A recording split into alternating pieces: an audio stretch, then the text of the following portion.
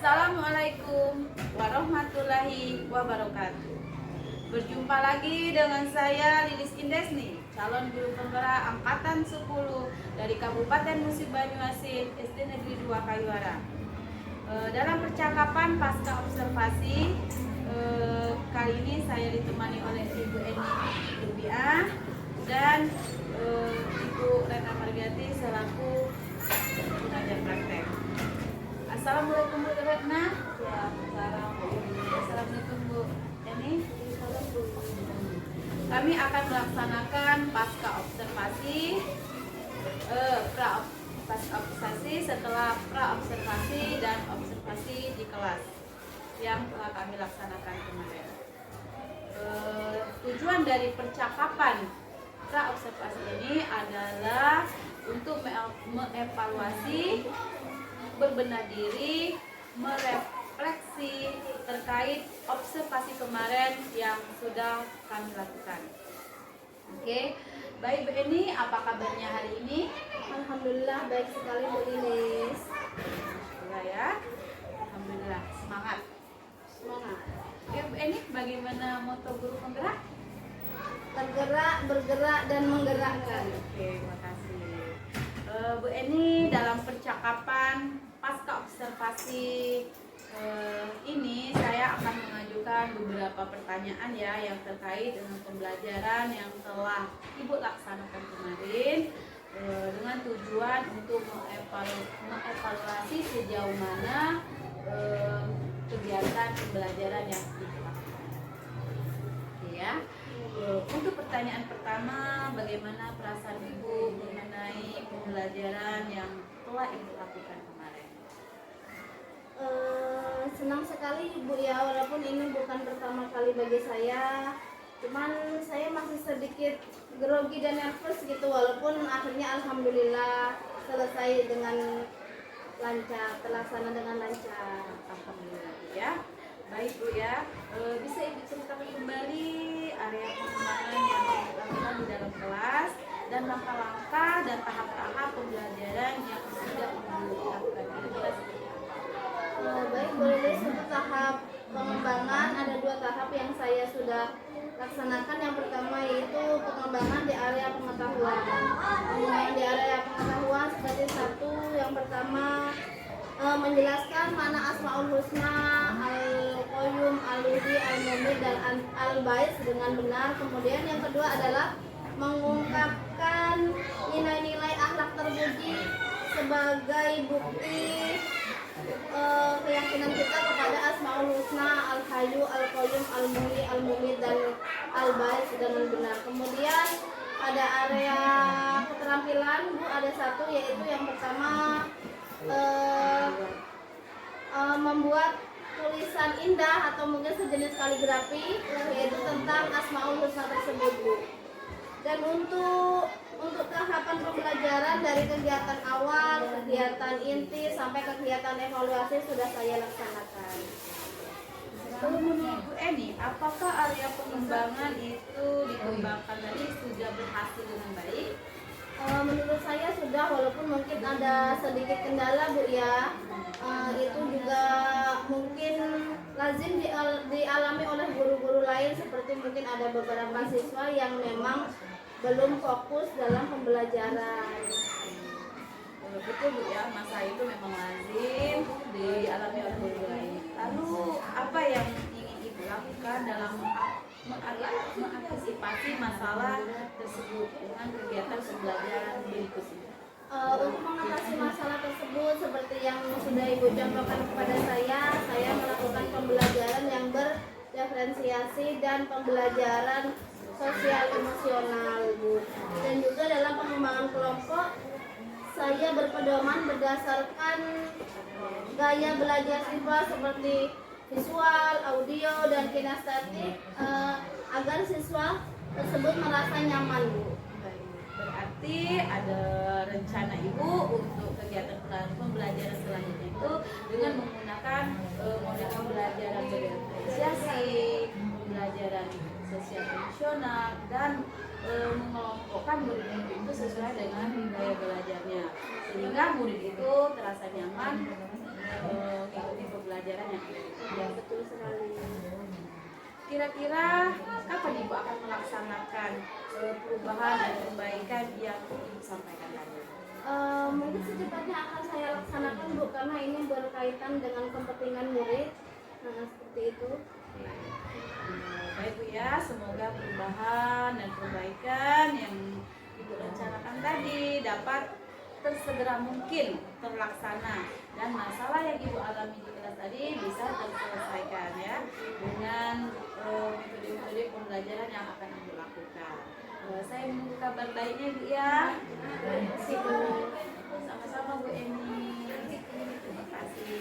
Demikianlah rangkaian kegiatan supervisi akademik dari mulai percakapan observasi sampai percakapan pasca observasi. Terima kasih kepada Ibu Eni Robiah sebagai Guru Pendidikan Agama Islam dan Budi Pekerti SD Negeri 2 Kailara. Semangat Bu ya. Dan terima kasih kepada Ibu Retna yang telah menemani kami. Dan akhir kata saya ucapkan wassalamualaikum warahmatullahi wabarakatuh.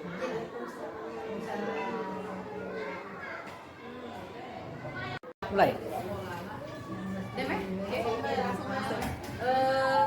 Bagaimana Bu Retna? Apakah ada yang disampaikan terkait dengan kami hari ini? Terima kasih atas kesempatannya. Semoga Bu Eni sudah menjadi tanggung jawab oleh 1997 dalam kegiatan observasi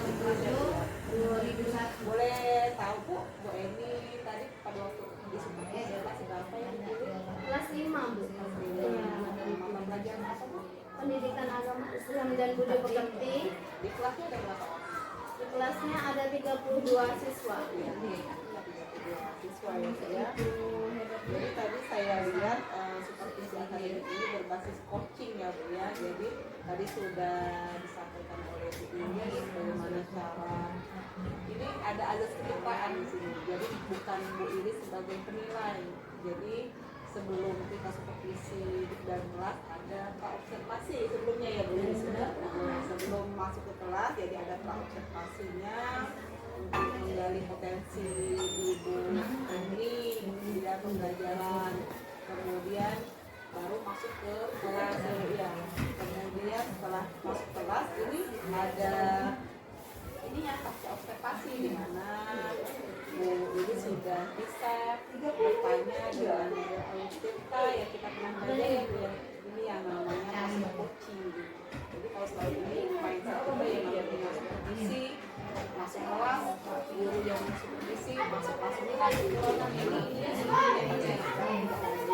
ada ngobrol santai sebelum masuk kelas, bagaimana yang akan disampaikan, kemudian bagaimana strategi yang akan disampaikan di kelas dan seterusnya. Kemudian observasi, jadi kelihatan sekali kan ada pengetahuan,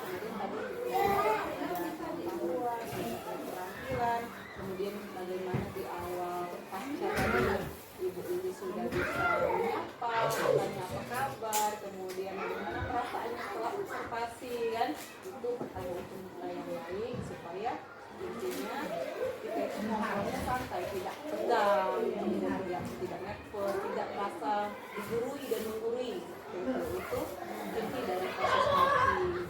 Kemudian lagi di sini tadi saya dengar ada area pengembangan yang dimunculkan di sini, ada kendala yang saya dengar Ibu Eni dalam pembelajaran tadi. Tapi untuk solusinya Bu Eni sendiri yang kira-kira apa solusinya yang ke depan, area pengembangan ke depannya. Di atas ini menyampaikan tadi ada mengambil metode pembelajaran ya, diferensiasi, kemudian ada koreksi, ada bagaimana cara mengkelompokkan anak sesuai dengan minat belajar mereka. Itu sudah masuk ke pembelajaran APA 21 ya Bu ya. Alhamdulillah yang kita belajar ya Bu Lilis, Karena saya sudah mencontohkan. alhamdulillah artinya sudah berbagi praktik baik ya sama hendaknya bukan hanya satu tapi semua yang ada di sini stakeholder di sini ya Bu ya. Kemudian tadi sudah ada refleksinya kapan akan dilaksanakan. Nah, itu kan secepatnya karena ini memang bagus pembelajaran yang berkepada murid. Kemudian besok kapan-kapan bisa ya Bu ini nanti Bu ini juga memantau bagaimana setelah di apa namanya diterapkan apa yang terjadi, adakah peningkatan seperti itu. Jadi tetap terus komunikasi karena kita kan kalau yang namanya belajar ini kan kita juga belajar, anak juga belajar. Kita mau yang lebih baik, tujuannya akan mencapai yang tujuan ini pembelajaran yang ke arah lebih baik. Dan pembelajaran yang berpihak pada murid. Itu saja sudah bagus, sudah masuk ke alur kita, proses coaching sudah berjalan dengan baik.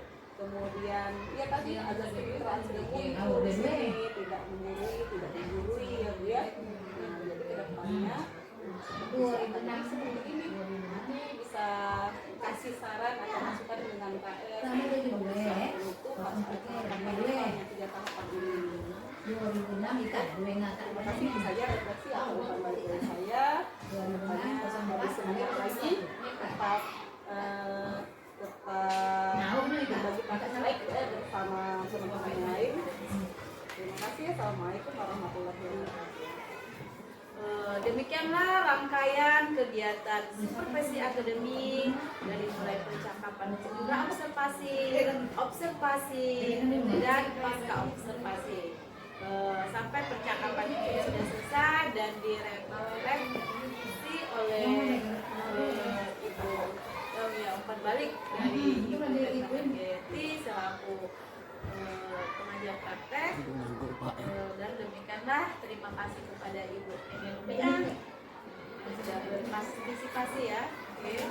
Akhir kata saya ucapkan wassalamualaikum warahmatullahi wabarakatuh. Waalaikumsalam warahmatullahi wabarakatuh.